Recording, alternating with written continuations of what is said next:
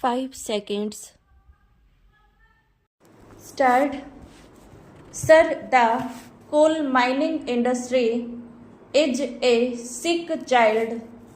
An attempt is being made by this bill to increase the coal development rebate and inject some health into that sick child.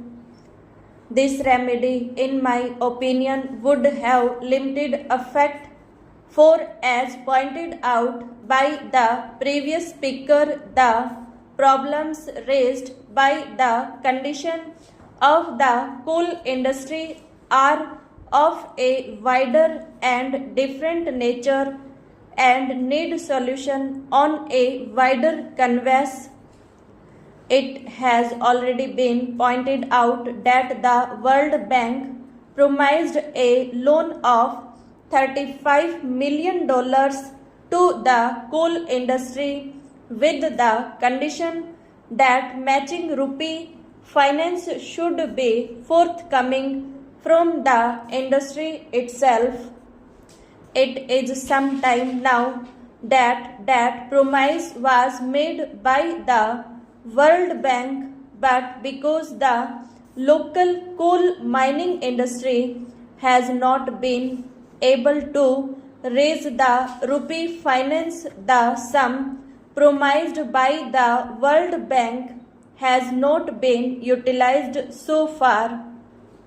This is an effort now by the government to give some inducement to the local coal mining industry to invest some more money in plant and machinery by raising the development rebate. But then the coal industry is faced with the peculiar situation. The demand in this country for coal, the potential demand and the actual demand is of a very high order. The production falls for short of the potential demand, but then we find that there is stockpiling of low grade coal at the pit heads, which leads to many complications. Therefore, the government, while trying to inject this incentive in this mining industry, should be aware of the other connected problems, because life is an integrated whole. Modern economic life also is an integrated whole. You cannot take steps only in one sphere and leave other spheres untouched. If a problem has to be solved, it has to be solved on a broad front. Suitable matching measures have to be taken in the other fields as well. This concession, no doubt, is large, but as the previous speaker has rightly pointed out, we do not know what amount of money, what amount of rupee finance this concession will make available to the coal mining industry in the next 3 or 4 years. In the absence of figures in this respect, we seem to be in the dark. Why has the dollar loan advanced by the International Bank for Development not been utilized so far? To pay should be liquidated, meanwhile should be declared, and steps should be taken to provide credit facilities. Sir, for this the cooperative movement in various parts of the country has done something good, but that requires to be augmented and increased on a large scale. Sir, many of these landless laborers and agricultural laborers suffer only because there is no land for them. For their benefit, some state governments enacted tenancy laws, but they were not implemented.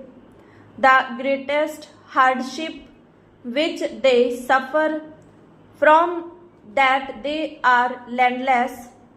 The land which was to be given to them by way of surplus has to be obtained by the enactment of tenancy laws.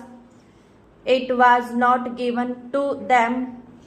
The vested interest in the rural parts of the country evaded the provisions of the tenancy laws. Therefore, sir, 50 fixity of tenure with heritable rights, along with a right to build houses and to plant trees, should be provided for all tenants throughout the country. Unless this is done, I don't think the condition of the rural labor can be improved. Not only this, sir, there is a section of the rural population, so to say the landlords or the rich peasantry. There should be an income tax on their income. Sir, unless their income is taxed and sealed as it is done in the urban parts, they shall continue to exploit these rural people. So there should be income tax levied on them, and this tax yield should be used for the well-being and welfare of these landless laborers. Now, sir, as I previously stated, the cooperative movement is, so to say, a movement which can help these rural laborers. For this purpose, the rate of cooperative farming and collective farming can be stepped up in this country. So far as I know, the system of cooperative farming is prevalent only in some parts, rather a negligible portion in the Gujarat state. I do not know the position prevailing in the rest of the country, but so far as my state is concerned, there are some societies formed on a cooperative basis for the benefit of agricultural laborers, and they are mostly composed of landless laborers, and they get government waste land from the government. Now this land which is provided by the government is not fertile. If they develop this land, the vested interest of the society snatch away this land.